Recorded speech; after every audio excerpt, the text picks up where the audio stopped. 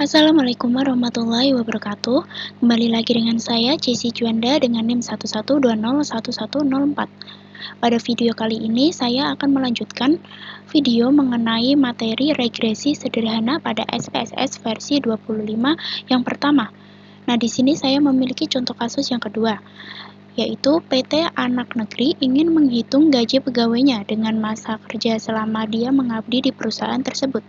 Di samping merupakan data masa kerja pegawai dan gajinya.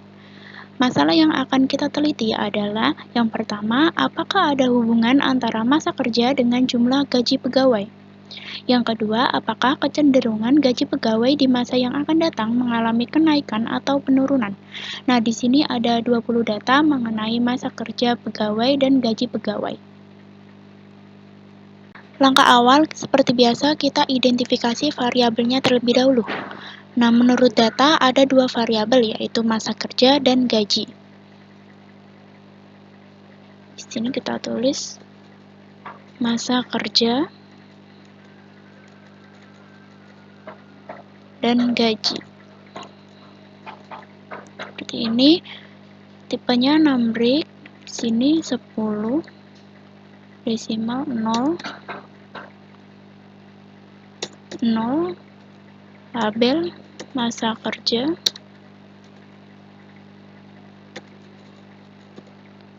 dan gaji. Lalu kolom 10, center, dan center, lalu scale, sini juga scale. Nah, sudah seperti ini. Langkah selanjutnya yaitu kita menginput data pada data view.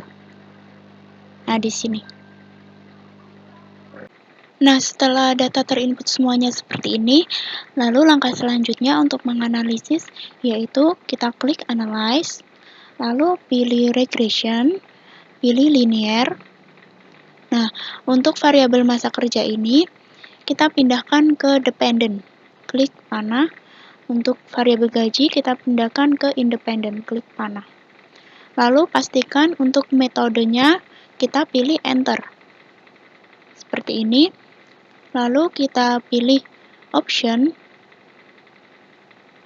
Nah, di sini untuk entry 0,05 dan untuk removal 0,10. Untuk missing values-nya kita pilih exclude case listwise. Lalu continue. Untuk statistik kita pilih. Nah, di sini kita centang estimate, lalu model fit, lalu deskriptif. Seperti ini. Kita klik continue, lalu pilih OK. Maka akan muncul output sebagai berikut. Hasil output berikut ini untuk menjawab masalah 1 dan masalah 2. Untuk yang pertama, untuk menjawab masalah 1, rata-rata masa kerja dengan jumlah data 20 adalah 8,70 tahun, dengan standar deviasi 3,895. Lalu yang kedua, rata-rata gaji dengan jumlah data 20 adalah 675,00 juta, dengan standar deviasi 213,060. Lalu soal yang pertama yaitu apakah ada hubungan antara masa kerja dengan jumlah gaji pegawai? Nah, dari hasil perhitungan didapatkan angka korelasi antara masa kerja dengan gaji pegawai yang dihitung dengan koefisien korelasi adalah sebesar 0,926. Artinya, hubungan kedua variabel tersebut sangat kuat. Korelasi positif menunjukkan bahwa hubungan antara masa kerja dengan gaji pegawai searah. Artinya, jika semakin lama masa kerja seorang karyawan, maka akan membuat gaji karyawan tersebut cenderung akan meningkat. Berdasarkan arahnya, apabila positif, maka hubungannya searah, yaitu jika satu variabel naik, maka yang lain ikut naik. Apabila negatif, maka hubungannya berlawanan, yaitu jika satu variabel naik, maka yang lain akan turun. Lalu hubungan antar dua variabel. Berdasarkan nilai derajat korelasinya baik positif maupun negatif, 0,7 sampai dengan 1 cenderung kuat, 0,4 sampai dengan 0,7 cenderung sedang, 0,2 sampai dengan 0,4 cenderung rendah, dan kurang dari 0,2 cenderung lemah atau diabaikan atau dianggap tidak ada hubungan antara dua variabel tersebut. Lalu selanjutnya, untuk melihat hubungan antara variabel masa kerja dengan gaji signifikan atau tidak, dapat dilihat dari angka probabilitas atau SIG sebesar 0,00 yang lebih kecil dari 0,05.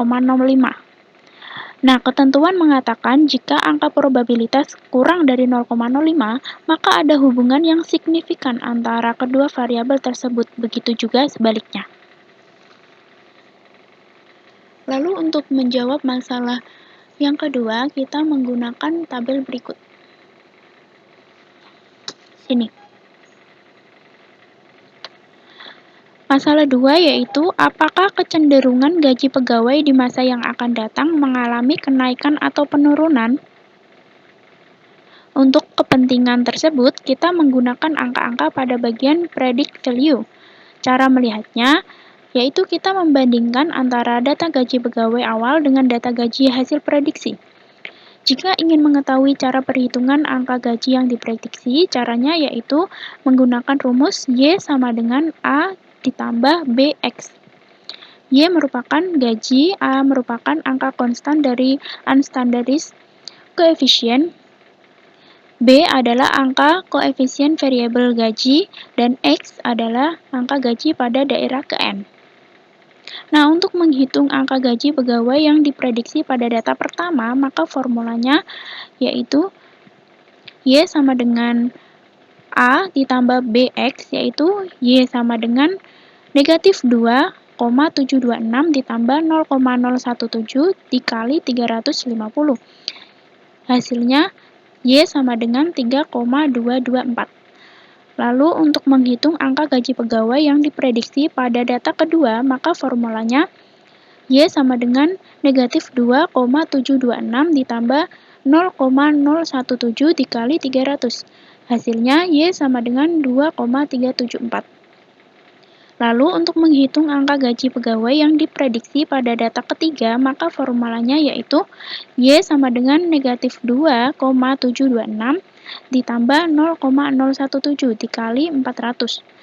Maka hasilnya Y sama dengan 4,074. Lalu untuk menghitung angka gaji pegawai yang diprediksi pada data keempat, formulanya yaitu Y sama dengan negatif 2,726 ditambah 0,017 dikali 550. Hasilnya Y sama dengan 6,624. Nah, untuk perhitungan data berikutnya bisa menggunakan cara yang sama ya, teman-teman. Untuk lebih jelasnya dalam menjawab masalah 1 yaitu sebagai berikut.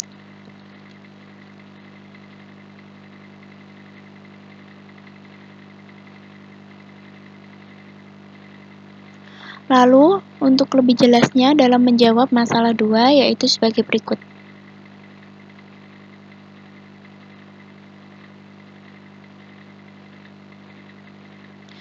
Nah, lalu untuk kesimpulan analisis contoh kasus kedua, yaitu yang pertama, hubungan antara masa kerja dengan gaji pegawai 0,926 atau sangat kuat, searah, dan signifikan.